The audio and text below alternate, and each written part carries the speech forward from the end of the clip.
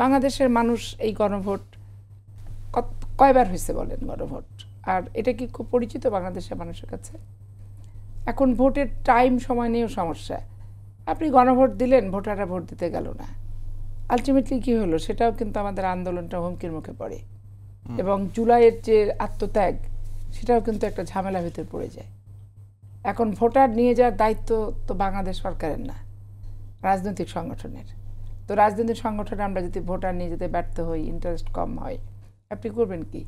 আপনি জাতীয় নির্বাচনে যে পরিমাণ ভোট কাস্ট হয়, আপনি 2 মাস পর স্থানীয় নির্বাচনে দেখবেন তার চেয়ে প্রচুর কম ভোট কাস্ট হয়।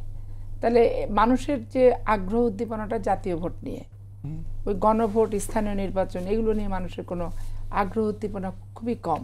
এলাকা ভিত্তিকভাবে হয় যে মেম্বার আমার চেয়ারম্যানে কে হবে, চেয়ারম্যান কে হবে, মেম্বার হবে, কমিশনার কে হবে, পৌরসভার চেয়ারম্যান কে হবে, কমিশনার যেগুলোতে থাকে সেগুলো। কিন্তু গণভোট, এই গণভোটের আপনার ভোটারদের, এটা পক্ষে বিপক্ষে দুদিকেই যুক্তি আছে কিন্তু।